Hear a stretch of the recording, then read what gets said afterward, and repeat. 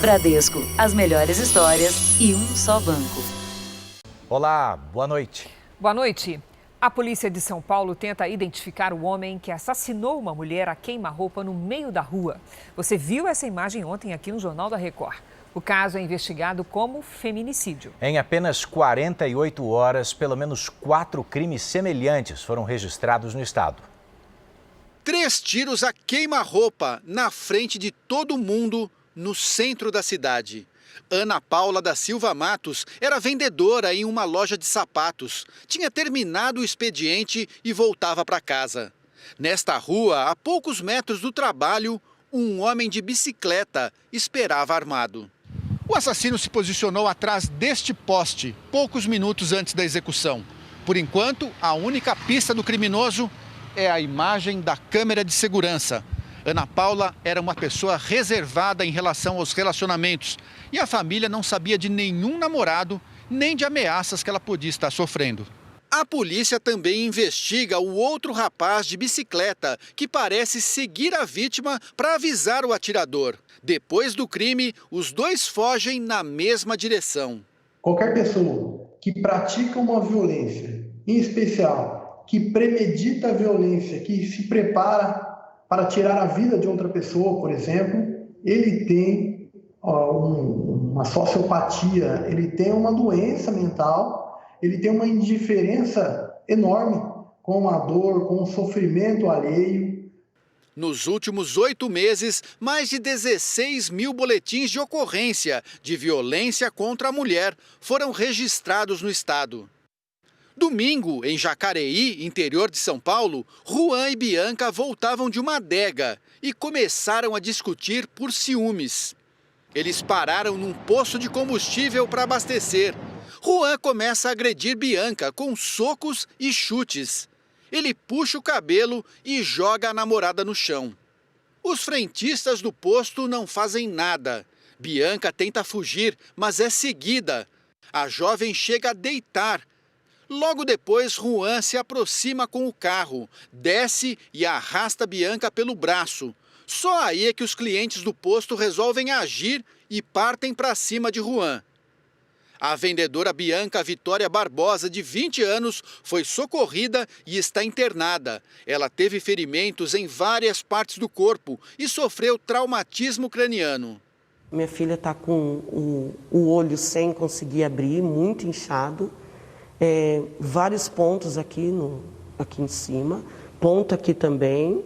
E ela está com vários cortes no corpo também, e ela está muito ruim, ela chora o tempo todo. O casal estava junto há 1 ano. Eles chegaram a se separar depois de uma das agressões.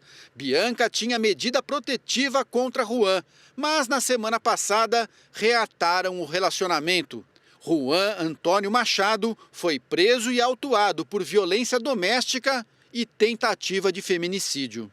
Sempre que se percebe que aquele relacionamento é abusivo, que existe certa violência, seja uma violência física, mas muitas vezes até uma violência psicológica, uma violência verbal, ou que existe qualquer tipo de ameaça, a vítima tem que procurar uma delegacia de polícia.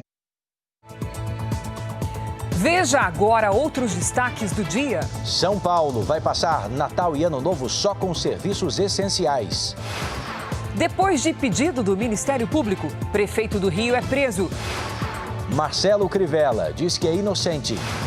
Alimentos e bebidas mantêm inflação de dezembro em alta. Começam os testes de vacinas contra a nova mutação do coronavírus.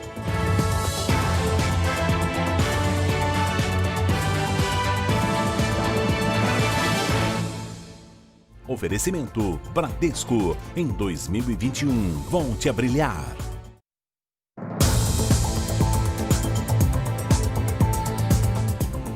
Junto com o fim do ano, surgem os assaltos em grupos nas grandes cidades. São como arrastões. Os criminosos aparecem e dominam as vítimas ou entram em edifícios para roubar. Em São Paulo, esses ataques pegam de surpresa moradores já desacostumados a ficar atentos na rua por conta do isolamento da pandemia. No Campo Belo, zona sul de São Paulo, a família foi pega de surpresa quando descarregava as malas da viagem.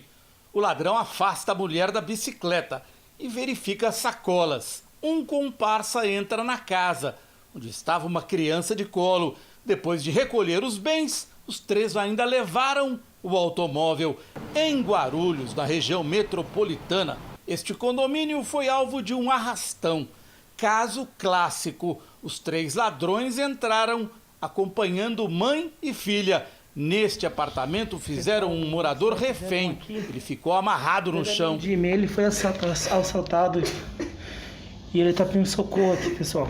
As câmeras de segurança fizeram vários registros dos três homens que assaltaram os apartamentos. A segurança tem uma reforçada aí. Espero que melhore tudo na situação, porque a gente fica com medo também, né? Um dos grandes problemas de invasão de prédio é justamente nesse momento da chegada de entregadores, delivery e também da própria entrada e saída do morador. Hoje, a boa prática em qualquer prédio, a regra de segurança, considerando que esse é um momento de grande fragilidade, é você fazer garagens com as chamadas eclusas. O que é uma eclusa? São dois portões, um externo e um interno. Então, o que acontece? O sujeito ele tem o controle remoto, ele abre o portão externo para poder acessar e fecha, e aí só depois de fechado esse portão, abre o interno, que é sob controle do próprio porteiro. A síndica nos contou o que aconteceu num prédio da Consolação, no centro de São Paulo. Ela prefere não se identificar. 2 homens alugaram um apartamento através de um aplicativo e, em seguida, passaram a furtar os vizinhos. Foi identificado quando o morador chegou e falou: meu apartamento está todo revirado. Roubaram todos os aparelhos eletrônicos dele. E uma série de coisas que ele avaliou que ele estava sendo lesado em R$15 mil. Então é importante que se estabeleça e respeite as regras internas do condomínio, para que aí sim, numa propagação de cultura, o condomínio vá ganhando nível de segurança. Somente assim a gente consegue mitigar as ações criminosas em meio a condomínios. Nem os famosos escapam. A casa de Stephanie Beis, no Morumbi, foi invadida por 4 homens encapuzados e armados. Eles quebraram a cerca elétrica e saltaram 2 muros. Stephanie, parentes e amigos comemoravam a saída dela do isolamento da fazenda. Foram momentos de pânico. Os ladrões levaram carteiras e celulares.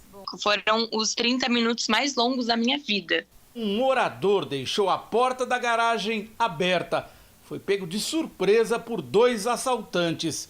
Enquanto ele era vigiado por um dos homens, do lado de fora, o comparsa entrou para recolher eletrônicos. Depois, tranquilamente, os ladrões deram ré no carro da vítima e sumiram. São Paulo endurece as regras para conter o avanço do coronavírus no estado. Nos feriados de Natal e Ano Novo, só serviços essenciais vão permanecer abertos. Já são 9 meses de quarentena no estado de São Paulo. E às vésperas do final do ano, os índices de casos, mortes e ocupação de leitos demonstram uma alta preocupante. O aumento, segundo o comitê que dá as diretrizes de saúde no estado, é uma consequência da fase mais branda da quarentena. Muitos saíram e esqueceram das restrições. Esqueceram que nós ainda estávamos em quarentena e não seguiram as regras sanitárias.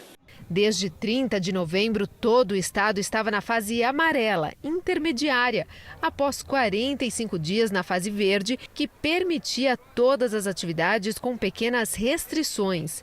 Agora, o mapa de São Paulo volta a ter a cor vermelha em Presidente Prudente. Lá, 83% dos leitos estão ocupados. O restante não muda de fase. Mesmo nas regiões que continuam na fase amarela, medidas restritivas para evitar aglomeração e circulação de pessoas passam a valer em dias específicos, entre 25 e 27 de dezembro e 1º a 3 de janeiro do ano que vem. Nesse período, a recomendação é que apenas serviços essenciais de saúde e supermercados sigam funcionando. A Associação Comercial do Estado diz que o setor vai sofrer, mas que as restrições são necessárias e pediu que a população colabore e evite as aglomerações registradas nos últimos dias. Os shopping centers não estão tendo essa aglomeração, estão respeitando todos os protocolos. Nós vamos perder aí 6 dias de faturamento numa época pós-Natal, que é muito importante. Tradicionalmente o movimento é muito bom. Donos de bares e restaurantes criticaram as medidas. Não tem nada a ver com as aglomerações que a toda hora a televisão mostra por aí de milhares de pessoas, né, que andam às vezes pelos comércios. Nada tem a ver com pancadão. Não deveria estar sendo fechado. O governo teme um descontrole da pandemia neste período de festas. A procura por testes particulares da Covid-19 tem provocado filas em pontos de coleta na capital. Mas o resultado não garante passe livre para a circulação nem para a falta de proteção. Uma nova avaliação será feita no início do mês.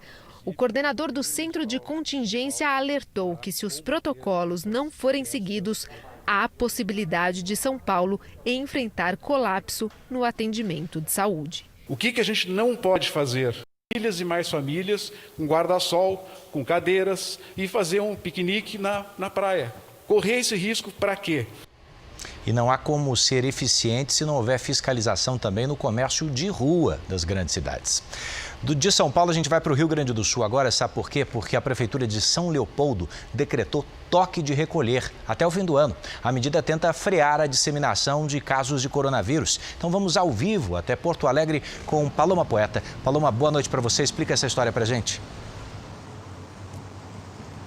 Oi, Edu, Cris, boa noite a vocês e a todos. A cidade de São Leopoldo fica na região metropolitana de Porto Alegre e, em função da superlotação nas UTIs, a prefeitura do município decidiu adotar um toque de recolher a partir das 11 horas da noite e isso já começa a valer hoje, viu? É válido para os estabelecimentos e serviços considerados não essenciais. Parques e praças também ficam fechados. A ideia é evitar a circulação de pessoas. Nas 2 últimas semanas, o número de novos casos da Covid-19 aumentou significativamente. 16 pessoas morreram por causa da doença e os hospitais privados já não têm mais leitos de UTI disponíveis. O toque de recolher deve durar até o dia 29 de dezembro. Aqui em Porto Alegre, segundo a Secretaria Municipal da Saúde, os hospitais, 4 hospitais aqui da capital gaúcha, também estão sem leitos de UTI disponíveis e a estimativa é de que até o dia 29 de dezembro os outros hospitais também atinjam o pico. Edu, Cris. É preciso pensar no próximo, né, Patrícia? Paloma, perdão. Obrigado pelas informações. E agora a gente atualiza juntos os números da pandemia de coronavírus no Brasil. Hoje, segundo o Ministério da Saúde, nós temos o seguinte: mais de 7.300.000 casos da doença já confirmados, com 188.000 mortos. 968 registros de morte só nas últimas 24 horas. Também, entre ontem e hoje, quase 68.000 pessoas se recuperaram. E no total, já são 6.354.000 pacientes curados, 775.000 ainda em acompanhamento. Uma operação da Polícia Civil e do Ministério Público prendeu o prefeito do Rio de Janeiro, Marcelo Crivella, e outras 5 pessoas. As investigações apuram um suposto esquema de cobrança de propina dentro da prefeitura. Marcelo Crivella diz que é inocente e vítima de perseguição política. O prefeito Marcelo Crivella foi levado para a cidade da polícia. Depois passou pelo Instituto Médico Legal para exame de corpo de delito.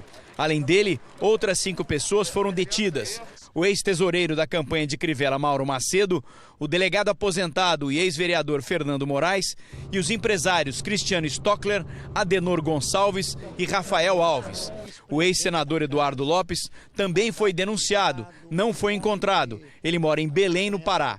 Segundo o Ministério Público do Rio de Janeiro, todos são suspeitos de integrar uma suposta organização criminosa que agiria dentro da Prefeitura do Rio. Também há investigações sobre lavagem de dinheiro e corrupção.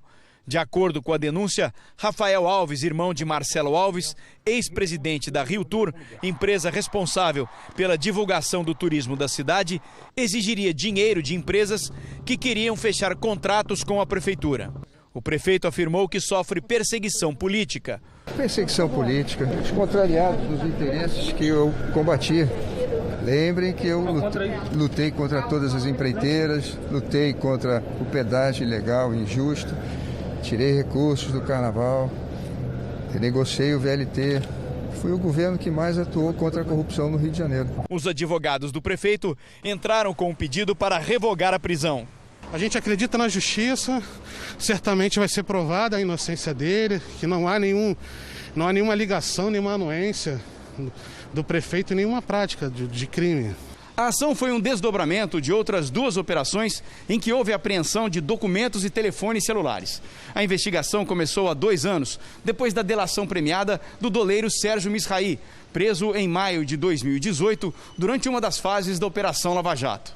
Segundo nós apuramos, o valor arrecadado chega a mais de 50 milhões de reais em propina, né? Então, tanto que esse é o valor que nós estamos pedindo de indenização. A Justiça também decretou o sequestro dos bens de todos os investigados e determinou o afastamento imediato do prefeito, que teria mais 9 dias antes de deixar o cargo. Este advogado criminalista disse estranhar a prisão de uma pessoa que tem endereço fixo, não oferecia risco de fuga e sempre colaborou com a Justiça. Na medida que ele está afastado, os supostos crimes não mais iriam ou não mais irão ocorrer. Então, vejo como desnecessária essa prisão do prefeito Marcelo Crivella, bem como diversos denunciados não tiveram a prisão preventiva decretada. Essa prisão é desnecessária. A regra é a liberdade e a prisão é a exceção. Em nota, a Executiva Nacional do Republicanos disse que aguarda detalhes e os desdobramentos da prisão do prefeito do Rio de Janeiro, Marcelo Crivella. O partido acredita na idoneidade de Crivella e vê com grande preocupação a judicialização da política. O presidente da Câmara dos Deputados, Rodrigo Maia, criticou a prisão do prefeito Marcelo Crivella, chamou a ação de abusiva. Eu acho que é uma questão abusiva, o prefeito tem endereço fixo, podia continuar sendo investigado mesmo sem a prisão e poderia avançar a investigação, ser condenado e aí sim cumprir a pena provado e condenado nas instâncias necessárias. A desembargadora Rosa Helena decidiu manter a prisão preventiva de 4 acusados, entre eles o prefeito Marcelo Crivella. Eles chegaram agora há pouco ao complexo prisional de Benfica, na Zona Norte. A defesa de Marcelo Crivella já entrou com um habeas corpus no Superior Tribunal de Justiça, em Brasília, pedindo a liberdade do prefeito e aguarda o julgamento. Quem assume a prefeitura é o presidente da Câmara, Jorge Felipe, do DEM, já que o vice de Crivella morreu em 2018. Vamos agora com a opinião do jornalista Augusto Nunes. Boa noite, Augusto. Boa noite, Cris. Boa noite, Eduardo. Boa noite a você que nos acompanha. Num Brasil deformado pela polarização política e por preconceitos ideológicos ou de ordem religiosa, também é seletiva a reação provocada pela súbita aceleração de processos judiciais ou por prisões decretadas às pressas. Os meios de comunicação têm criticado enfaticamente, por exemplo, prisões decretadas pela Operação Lava Jato, antes e agora.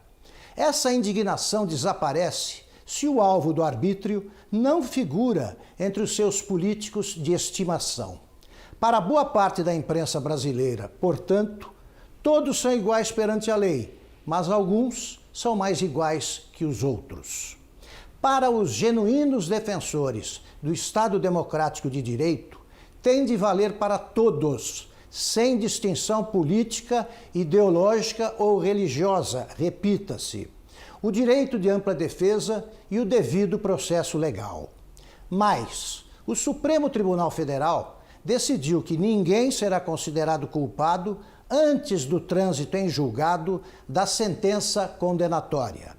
Esse entendimento livrou da cadeia, por exemplo, o ex-presidente Lula, que aguarda em liberdade a tramitação dos processos que o envolvem, mas não tem impedido a prisão de cidadãos que não foram condenados em nenhuma instância. Você vai ver a seguir a maior apreensão de cocaína no Porto de Santos. E daqui a pouco, Anvisa certifica a fábrica da Sinovac na China, responsável pela produção da Coronavac.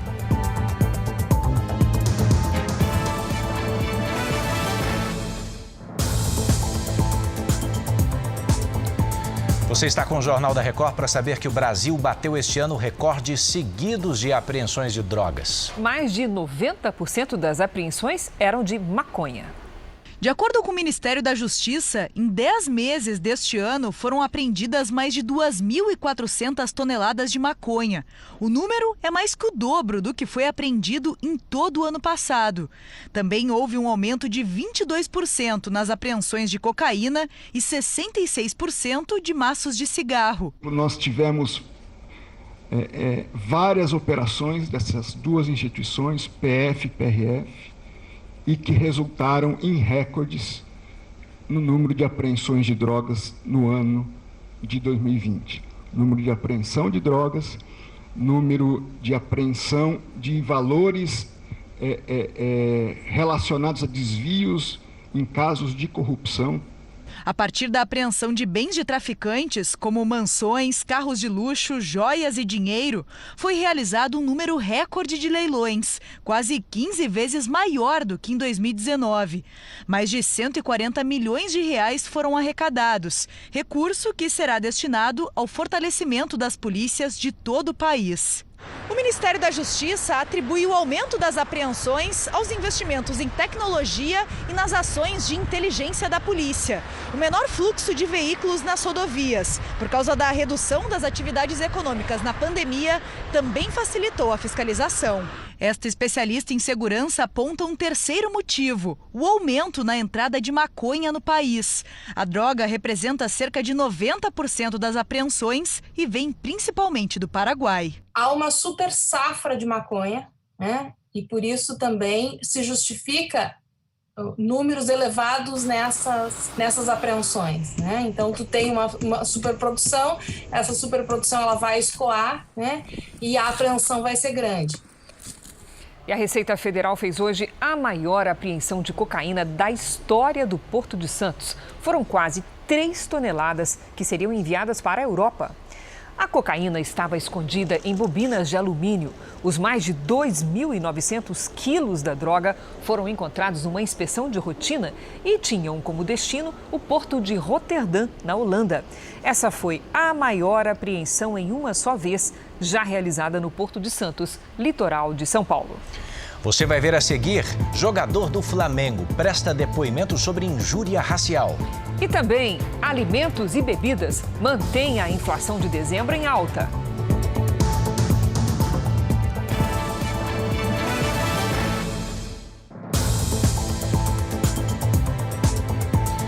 O jogador Gerson do Flamengo prestou depoimento hoje no Rio de Janeiro.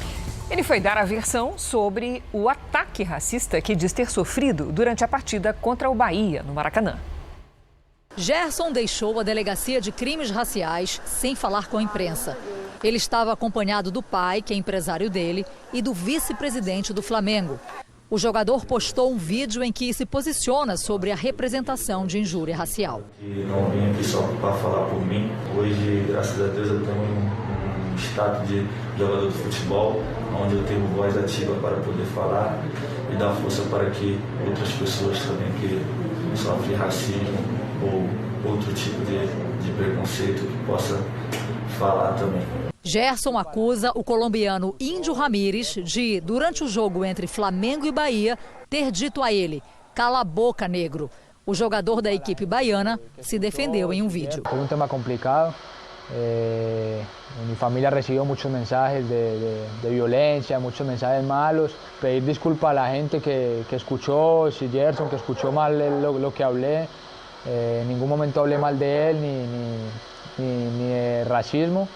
E esperamos que solucione pronto as coisas. Um abraço. A polícia do Rio quer ouvir o árbitro da partida, Flávio Rodrigues de Souza, e o agora ex-técnico do Bahia, Mano Menezes.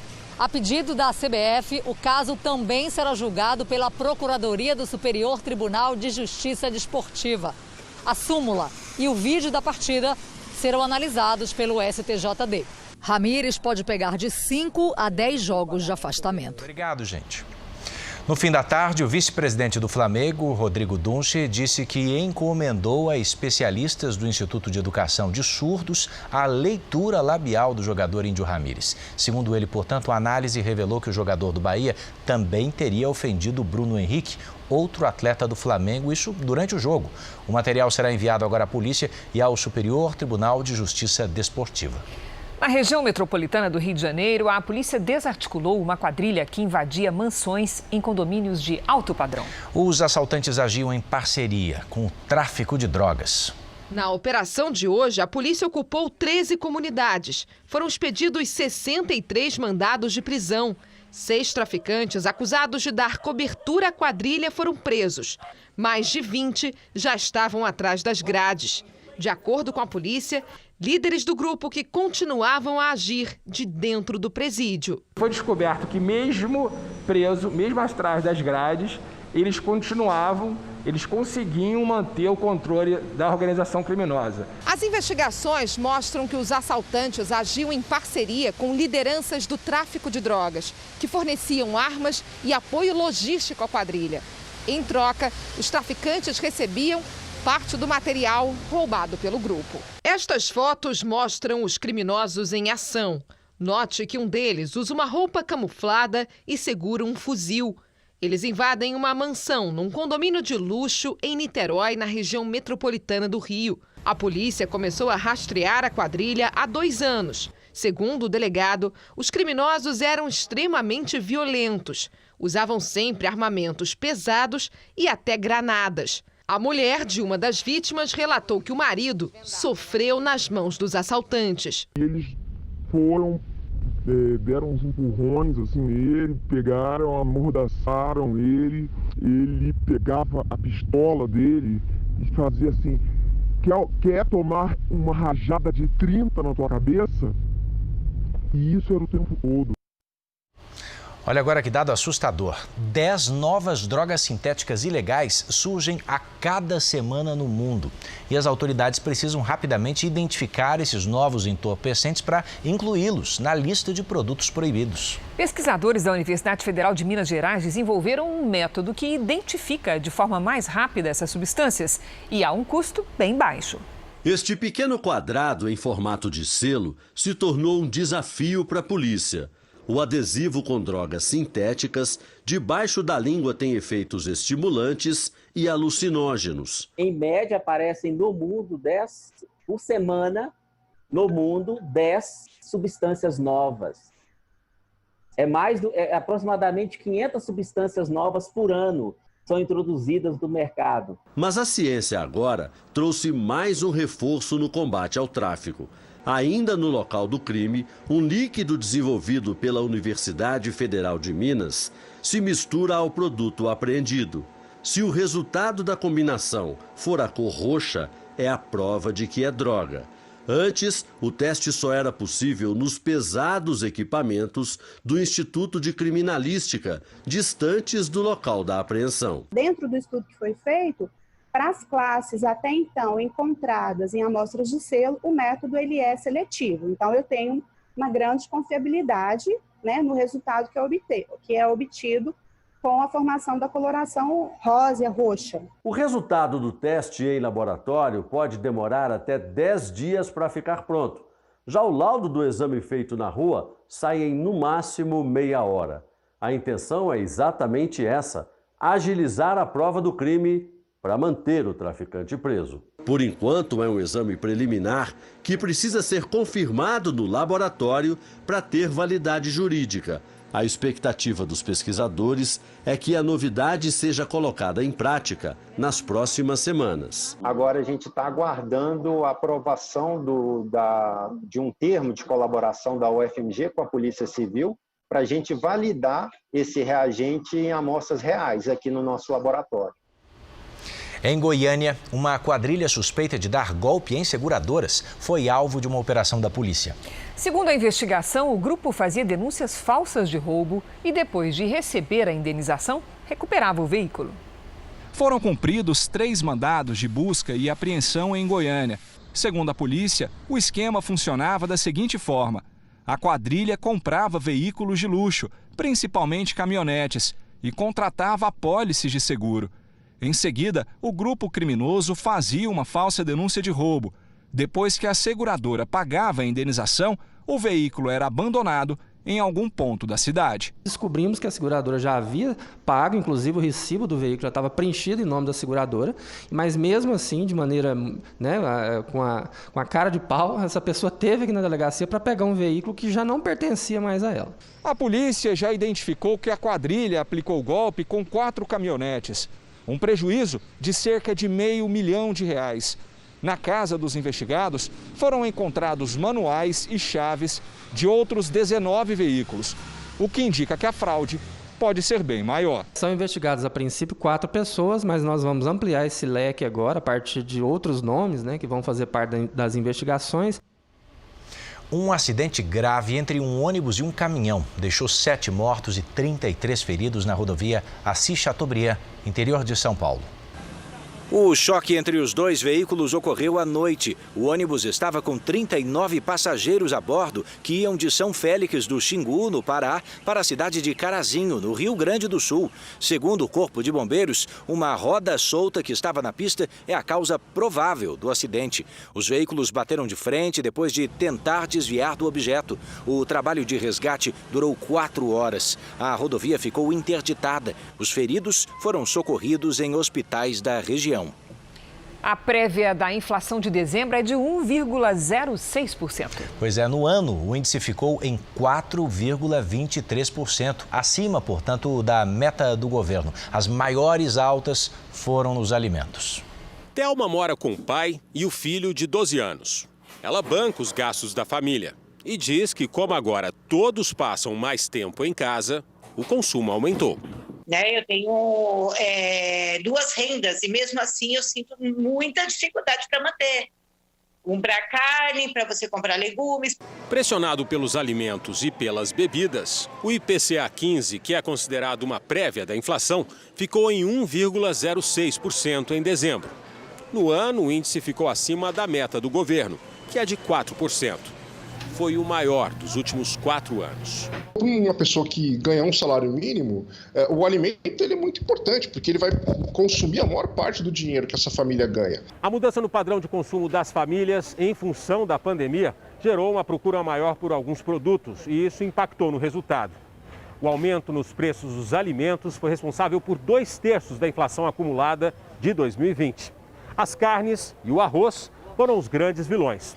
Agora, ao entrar no supermercado, os brasileiros têm que se preparar para encontrar nas prateleiras etiquetas com preços bem maiores. A batata teve aumento de quase 18%. Eu olhei esse preço aqui, eu estou escolhendo e escolhendo e pensando, vai valer a pena? Não vai? Eu acho que não vai. Tá difícil fazer essa cesta aí pro Natal? Tá, e como tá? Por quê? Muito caro as coisas. Este economista diz que no final do ano, geralmente há aumento dos índices da inflação. Razões climáticas, por razões de preços administrados, revisão desses preços regulados, a gente acostuma ter no final do ano uma inflação um pouco maior mesmo. Só que ele alerta para uma diferença importante desta vez. A economia ainda está em processo de recuperação e mesmo assim os produtos aumentam. A gente costuma enxergar, tolerar alguma inflação um pouco mais alta do que o esperado, quando o nível da atividade econômica ele também está crescendo além do esperado. Isso significa que os outros países, a população dos outros países está numa situação melhor que a nossa, estão comprando aquilo que a gente está produzindo e não está sobrando para a gente, então o preço está mais alto para quem está aqui dentro. Thelma já dorme pouco por causa dos 2 empregos e não vê saída. Se você quiser manter uma qualidade, vai ter que trabalhar em 3 empregos, então, Porque está muito difícil, está muito caro as coisas. Nós voltamos a falar do coronavírus. Mais de 50 países já fecharam as fronteiras com o Reino Unido por causa de uma nova variante do vírus identificada no país. Tanto que a Comissão Europeia pediu agora que os bloqueios sejam derrubados, mas reforçou que as viagens devem ser evitadas. Mais de 1.500 caminhões à espera de sinal verde para cruzar o Canal da Mancha entre França e Reino Unido. Esse é o retrato do isolamento em mais um momento crítico da pandemia. A rota é uma das principais de comércio com o continente. O medo do desabastecimento tem levado muita gente a estocar alimentos. Mas a Comissão Europeia pede calma e sugere que caminhoneiros e viajantes sejam testados e colocados em quarentena para evitar os bloqueios e o fechamento de fronteiras. No governo britânico, a pressão é grande para a retomada do confinamento total. Mas nem todos os cidadãos concordam. O Reino Unido foi o primeiro a realizar a campanha de imunização em massa contra a Covid-19.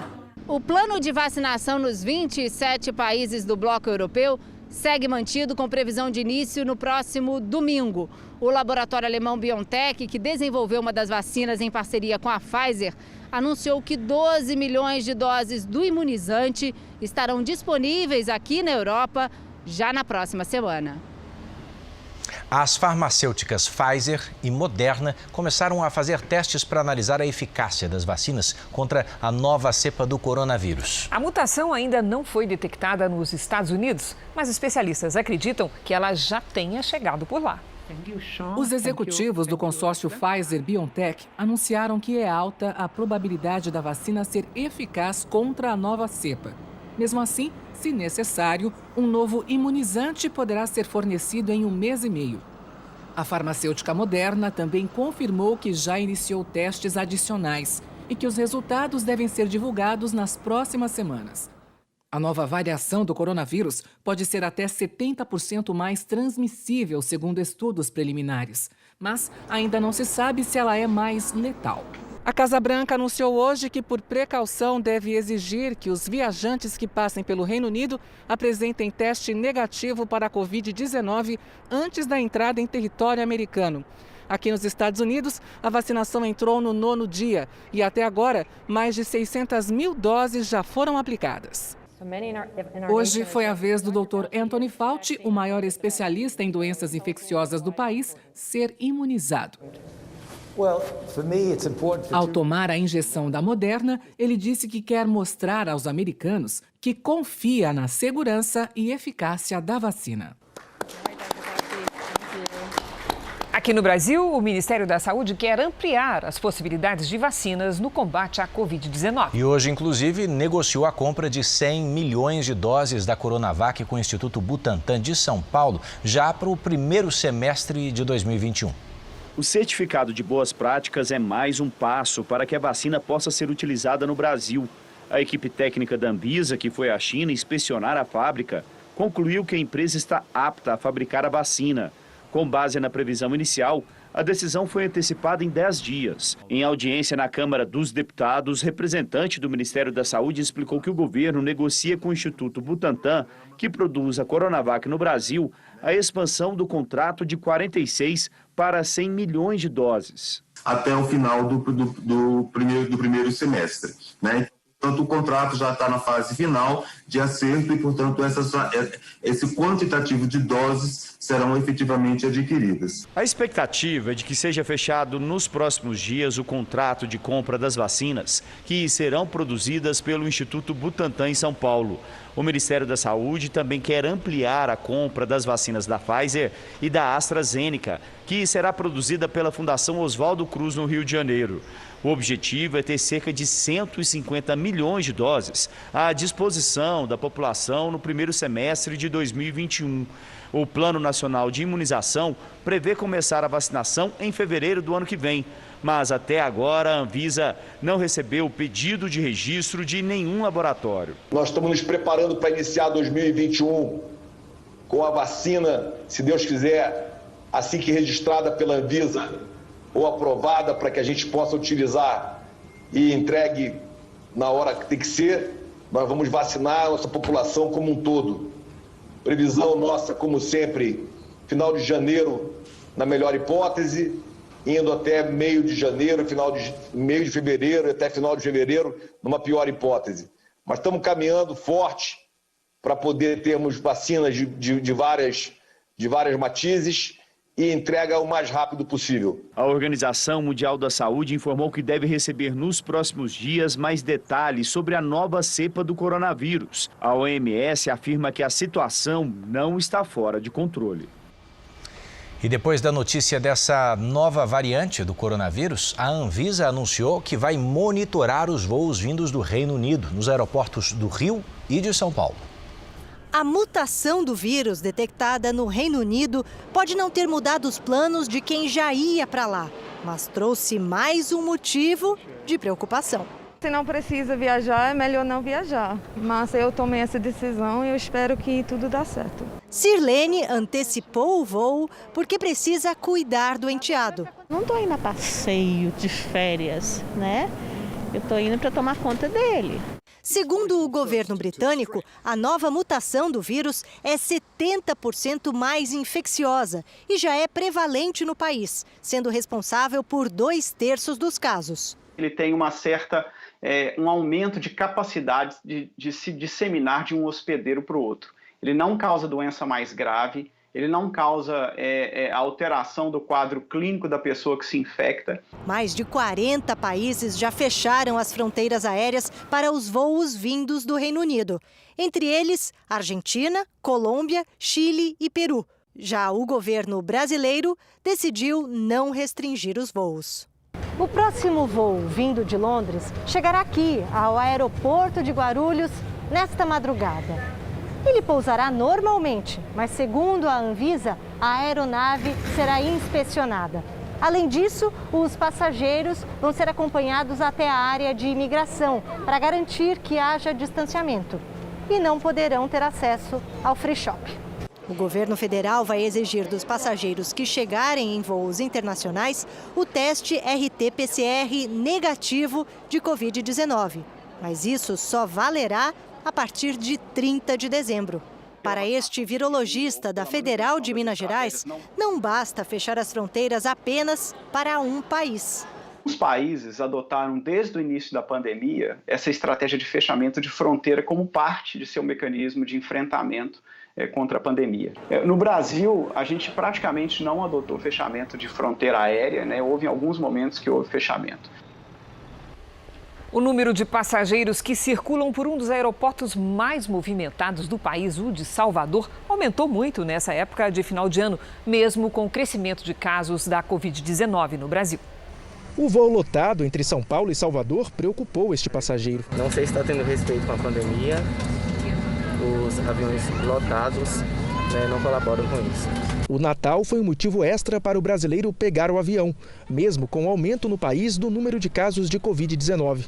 Bruno veio de Tóquio para ver a família na Bahia. Bem tranquilo, o pessoal ficou mais comportado, achei lotado. Se pudesse ser mais vazio. Essa família de Brasília vai passar o Natal no litoral norte baiano. Vieram 12 pessoas em um voo com todos os assentos ocupados. Foi tranquilo. A gente confia na higienização que é feita pela companhia aérea, então tá tudo certo. No aeroporto internacional de Salvador, o número de passageiros aumentou mais de 1000% em relação aos primeiros meses da pandemia. Já são mais de 17.500 todo dia. Número que se aproxima dos 22 mil vistos na alta estação sem coronavírus. Com tanta gente chegando e saindo, aglomerações são naturais. Na fila do check-in, olha aí, todo mundo juntinho. Os avisos que alertam para a necessidade de distanciamento, neste caso, são ignorados. O desembarque agora tem um novo protocolo, é por fileiras, não deixa de ter uma aproximação. Enquanto gravávamos, os recipientes com álcool em gel quase não foram usados, ao contrário das máscaras, que acabam sendo a principal forma de proteção adotada na hora de viajar de avião. Não teve nenhuma restrição dessa vez, né? A única coisa que foi feita mesmo foi não servir, né, a alimentação, né, para as pessoas não retirarem as máscaras. Festas com aglomerações estão proibidas em toda a Bahia. Infectologistas alertam que ainda não é hora de viajar. O avião e os aeroportos são ambientes propícios para a contaminação se os cuidados não forem seguidos à risca. A transmissão nesses locais elas podem acontecer de forma direta quando um paciente doente, ou até mesmo um paciente que não sabe que está doente, mas assintomático, ele acaba, ao falar, ao tossir, espirrar, transmitindo a doença diretamente para outra pessoa, ou através de uma forma indireta. Nas redes sociais do Jornal da Record, você fica sabendo detalhes dos tipos de testes para detectar a Covid-19. Acesse lá. Esse ano de muitas compras pela internet, o número de reclamações, né, Cris, cresceu na mesma proporção. São bancos, financeiras e operadoras de telefonia que deram muita dor de cabeça aos consumidores. Aponte a câmera do seu celular para o nosso QR Code e veja 10 dicas para se proteger dos golpes. Aos 70 anos, Dona Ruth tem que enfrentar um problemão. Este é o comprovante de 11 empréstimos consignados que foram feitos no nome dela sem autorização. O desconto é direto na aposentadoria. Ela deveria receber um salário mínimo, mas agora sobram apenas R$ 700 por mês. Eu já fui no INSS, não está atendendo, já tentei entrar em contato com eles, não tem como. Entrei em contato com o banco, que fez esse empréstimo. As reclamações sobre crédito consignado aumentaram quase 140% nos primeiros 11 meses do ano, em comparação com o mesmo período do ano passado. Os problemas com bancos e financeiras só não são maiores do que os gerados pelas operadoras de telefonia e internet. Isso porque as pessoas estão mais tempo em casa e utilizam estes serviços o tempo inteiro. Ou seja, o comércio eletrônico, que ajudou a movimentar a economia durante a pandemia, também é alvo de reclamações. O Antônio viu nas redes sociais uma oferta tentadora de uma caixinha de som para a filha. Estava escrito lá, de 490 e alguma coisa por 197. Comprei. Foi em mês 9, setembro. E nada de chegar ao aparelho. Nada, e isso não é o pior é que eu não tenho mais contato com eles, o site deles não encontra. Segundo a Secretaria Nacional do Consumidor, em todo o ano passado foram mais de 780 mil reclamações. Neste ano já foram mais de 1 milhão. O consumidor, ao verificar uma oferta, que tente telefonar para o estabelecimento, verificar sites de reclamação, verificar se a empresa ainda está ativa, e verificar, por exemplo, rede social da empresa, se ela costuma publicar, se está atualizado, Dá para ter uma noção boa se a empresa está operando. Sobre o caso da Dona Ruth, o Procon de São Paulo enviou um ofício ao INSS. Diante do crescimento das reclamações de vários consumidores, pediu que os descontos sejam interrompidos até que fique comprovada a autorização do crédito. Já o Antônio assumiu o prejuízo e garantiu com o Papai Noel um bom substituto para o presente da filha. Comprei na sexta-feira, ele chegou no sábado, o tablet. Tá rápida a coisa. Bom, o banco onde foram feitos os empréstimos que você viu ali diz que apura possíveis práticas abusivas. E o Conselho Nacional do Consumidor notificou o banco e vai se manifestar ou a se manifestar em 15 dias sobre as reclamações. Agora a nossa previsão do tempo. A terça-feira foi de queda nas temperaturas e chuva forte no sudeste do país. Em algumas cidades do litoral de São Paulo e do Rio de Janeiro, choveu metade do esperado para todo o mês de dezembro. Vamos com Mariana Bispo saber como é que fica o tempo amanhã. Boa noite, Mari. Boa noite, Cris. Boa noite, Edu. E a todos, vem mais chuva por aí, viu? Até sábado, os temporais podem causar transtornos em algumas cidades do Rio de Janeiro e de Minas Gerais. Por isso, risco para alagamentos e deslizamentos nos dois estados por conta do solo que está encharcado. O motivo de tanta chuva continua sendo aquele intenso corredor de umidade que atua do norte ao sudeste do país.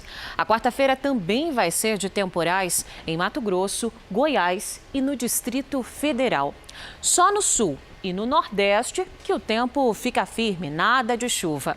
Em Porto Alegre, máxima de 31 graus. Em Goiânia e em Palmas, 27 graus. E em Aracaju, 28 graus.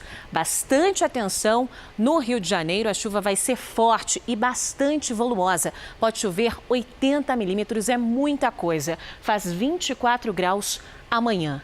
Em São Paulo, tempo fechado e chuva fraca. Máxima de 22 graus. Boa noite, Cris. Fica o alerta para o Rio, né, Mari? Obrigada, boa noite. Obrigado, Mari. E olha aqui, o Natal chegou mais cedo este ano para os gorilas que vivem num zoológico em Londres. Você vai ver agora os pacotes de presentes. Olha como é que eles ficaram. Coloridos, espalhados por toda a área onde os gorilas ficam. Virou uma brincadeira que durou toda a tarde. Os funcionários do zoológico fizeram essa surpresa para, primeiro, alegrar os animais. Sabe por quê? Porque eles adoram abrir caixas desse jeito. E os gorilas, segundo os tratadores, andavam desanimados, porque não recebem mais visitas desde que as novas medidas de restrição foram impostas pelo governo britânico. Os Jogos Olímpicos de Tóquio vão custar mais de 81 bilhões de reais. Houve um aumento de 17% por causa do adiamento. Vamos falar com a nossa correspondente em Tóquio, Silvia Kikuchi, saber com ela quem é que vai pagar essa conta.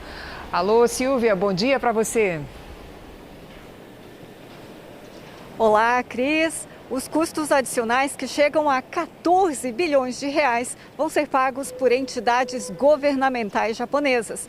As despesas extras vêm da renegociação de contratos e medidas de combate à pandemia da Covid-19.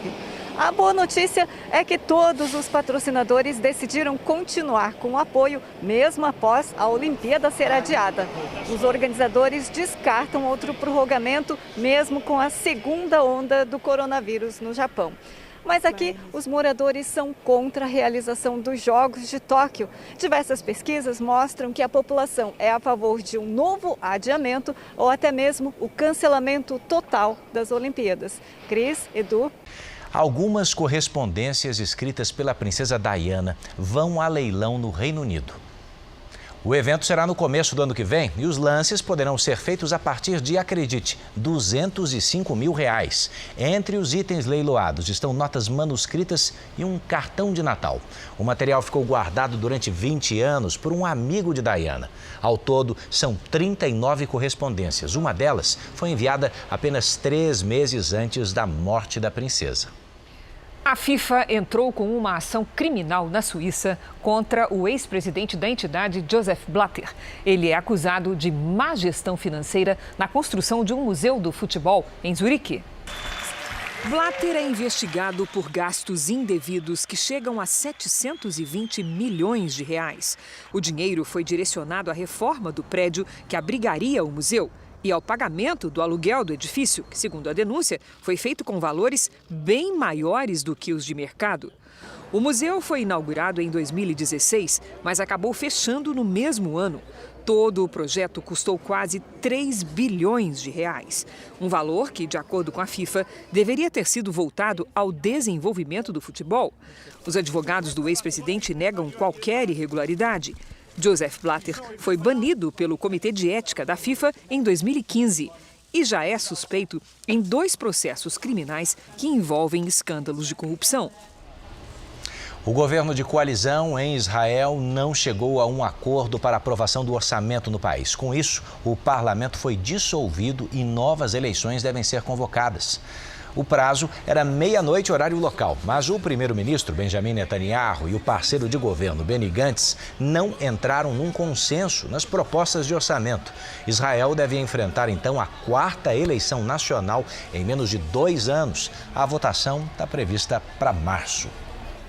Edu, você ainda consulta as horas no relógio ou usa o celular mesmo? É que relógio é apenas um dos detalhes do aparelhinho que vai no pulso. Continua usando, sim. Ele é muito elegante, o Edu, ele usa. Pois eu te convido a viajar no tempo e a conhecer relógios de uma época em que havia mais requinte, muito mais charme na representação das horas. Alguns têm centenas de anos, mas ainda funcionam perfeitamente. Todos foram encontrados em diferentes lugares da Europa, levados para o Vietnã e restaurados por Van Tuck. Ele coleciona e conserta relógios históricos há 20 anos e acredita que a sua coleção é uma das maiores do mundo. O relógio mais antigo é da Itália, feito em 1750. O que mais gosto nele é que, apesar de ter sido feito há anos, continua fiel ao seu propósito, que é contar o tempo, explica Tuck, e que ainda hoje faz isso com extrema precisão. Com o avanço da tecnologia, é como se o tempo tivesse parado para esses relógios antigos. As pessoas hoje em dia preferem relógios eletrônicos no pulso ou no celular, mas a beleza e o valor das peças históricas estão em alta. Alguns são vendidos por milhares de reais. Para Tuck, o valor não tem nada a ver com dinheiro. É algo sentimental. É muito significativo, porque uma vez que soa o tic-tac, você nunca mais consegue recuperar o segundo que passou, afirma. Ele diz que os relógios nos lembram de como o tempo é valioso e que devemos valorizar cada segundo. O Jornal da Record está terminando. A edição de hoje na íntegra e também nossa versão em podcast estão no Play Plus e em todas as nossas plataformas digitais. E à 00:30 tem mais Jornal da Record. Você fica agora com a novela Amor Sem Igual. E a gente te espera amanhã aqui mesmo. Até lá. Boa noite e até amanhã.